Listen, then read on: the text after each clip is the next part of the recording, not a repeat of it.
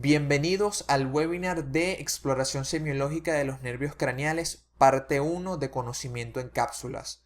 En esta oportunidad, antes de empezar, quisiéramos decirles que estamos muy contentos y orgullosos de presentarles el día de hoy el anuncio del segundo curso premium de conocimiento en cápsulas denominado Principios de la Neuroanatomía, el cual será un curso muy completo que va a constar de 7 días con 7 clases y que además va a contar con una gran serie de actividades complementarias como por ejemplo foros de preguntas, como por ejemplo discusiones de casos clínicos y además todas las personas que participen recibirán cada día esquemas educativos o esquemas de estudio completamente exclusivos y originales de conocimiento en cápsulas. Entonces espero que todos ustedes se inscriban. Toda la información estará próximamente en la página de Instagram. Sin más dilación, vamos a comenzar. Un poco acerca de quiénes somos, ya ustedes nos conocen.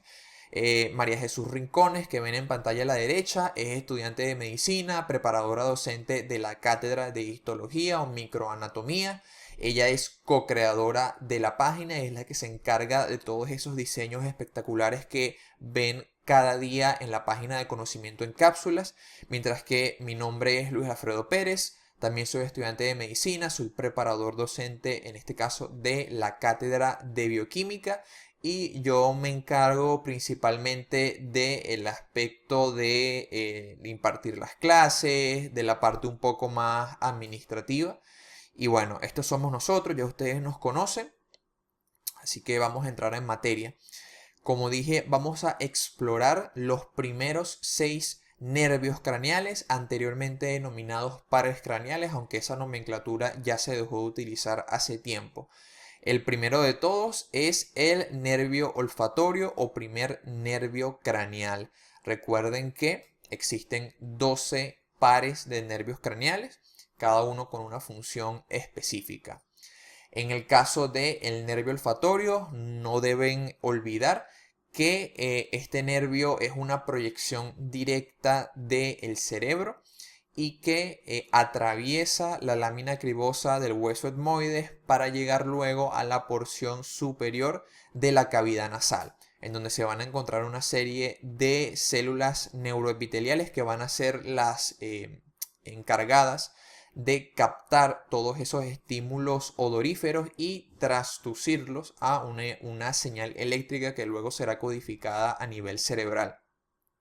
En el caso del nervio olfatorio, es un nervio que está bastante subdesarrollado en el ser humano en comparación a otros mamíferos y que además está relacionado con regiones bastante primitivas y que están relacionadas mucho con la emoción, con los sentimientos y por lo tanto los olores pueden causar una evocación emocional muchísimo más grande que las imágenes o que los sonidos. Entonces, ¿cómo se explora el nervio olfatorio? Mediante principalmente dos mecanismos: la rinoscopia anterior y la exposición a olores.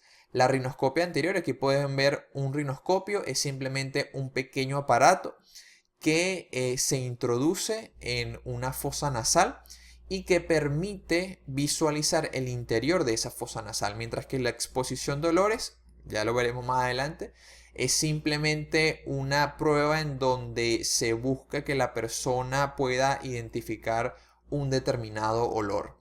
Aquí podemos ver cómo es el proceso de la rinoscopia anterior, porque hay una técnica que es la rinoscopia posterior que no vamos a detallar aquí, pero la rinoscopia anterior se tiene que colocar al paciente sentado, como se ve en esta imagen, con el cuello semiflexionado hacia atrás y los ojos y la boca cerrada. Se introduce este instrumento de manera horizontal hasta que se llegue a más o menos la mitad de la porción más anterior y luego se rota para hacerlo vertical y se observa.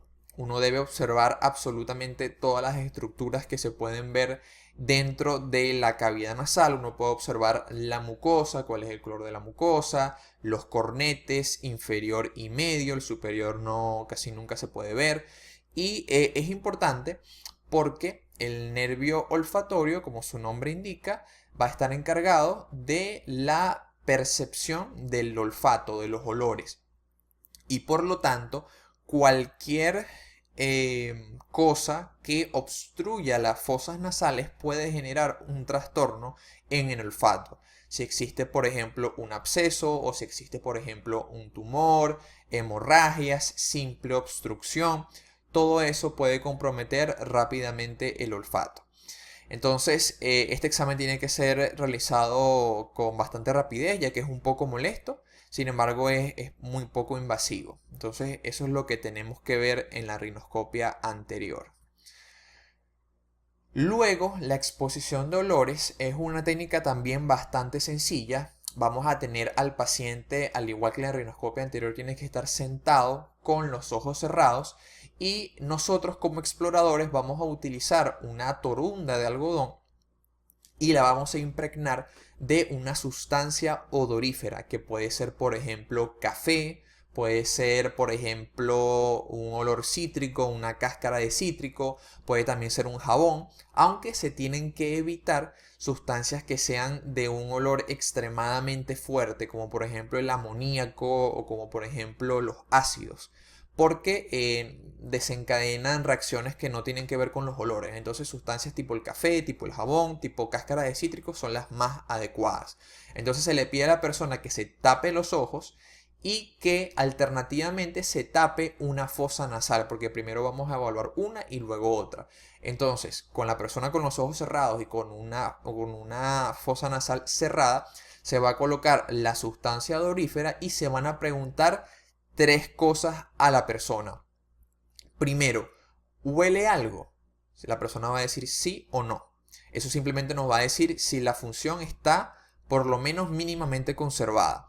Ahora, luego, ¿cómo es el olor? ¿Es un olor desagradable? ¿O es un olor dulce? ¿O es un olor... ¿Qué siente usted cuando huele esto?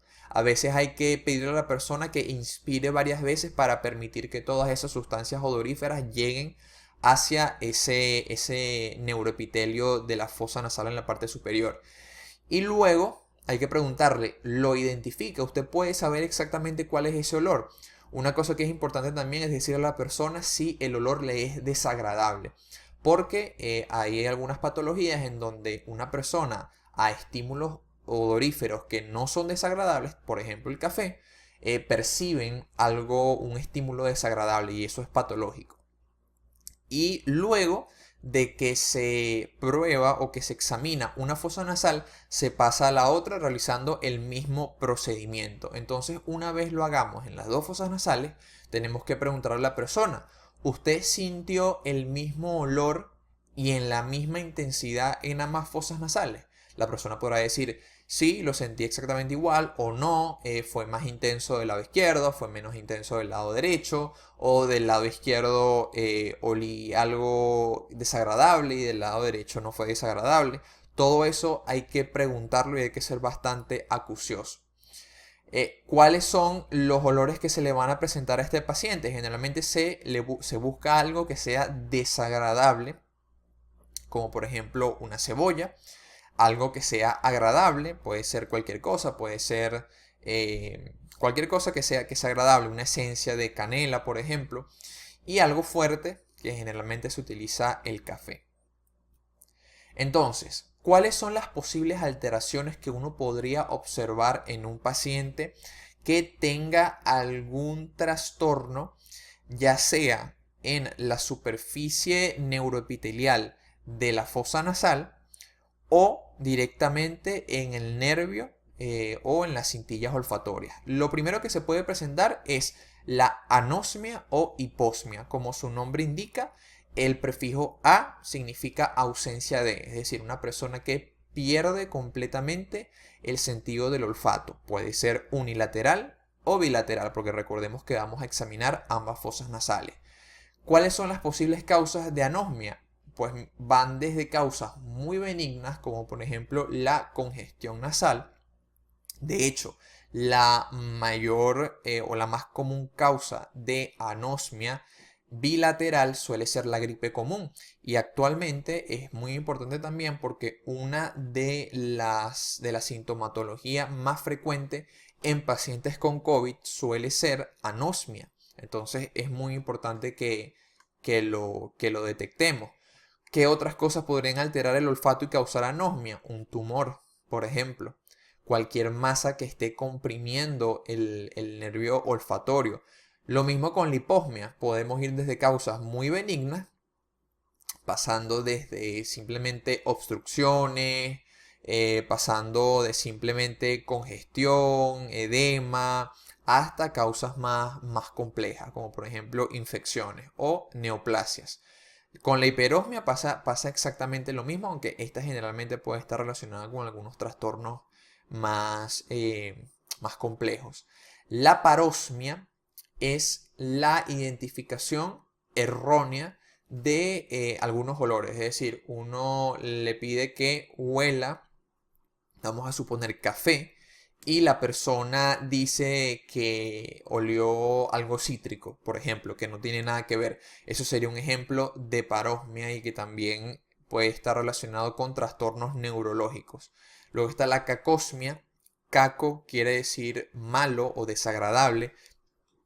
Es la percepción de olores que normalmente o para cualquier persona son agradables, pero la persona enferma los percibe como desagradables.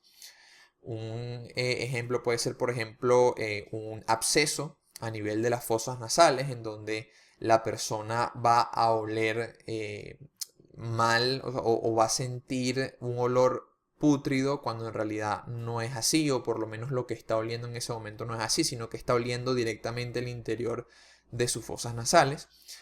Otro tipo de alteración puede ser la agnosia olfatoria. Cuando uno dice agnosia, o sea, eso de a es sin, como ya les comenté, y gnosia es de reconocer. Entonces, cuando una persona tiene agnosia olfatoria, quiere decir que no es capaz de identificar un determinado olor. Y por último, las alucinaciones olfatorias, que estas son comunes en personas que padezcan algún tipo de afección neurológica, como por ejemplo la epilepsia. Existen algunos tipos de epilepsia que afectan principalmente el sistema límbico del cerebro. Y como comenté, el nervio olfatorio y toda la vía olfatoria está muy relacionada con estructuras primitivas del cerebro, entre ellas el sistema límbico. Entonces, cuando ocurren ataques epilépticos o crisis epilépticas digamos, en toda esa área, en la corteza entorrinal, en el giro frontal, en la parte inferior de los giros frontales, entonces se pueden generar alucinaciones olfatorias. Recuerden que alucinación es simplemente la percepción de un estímulo que no existe. Entonces son personas que pueden de la nada sentir que huelen algo que nadie más puede oler porque solamente está ocurriendo dentro de su cerebro. Continuamos.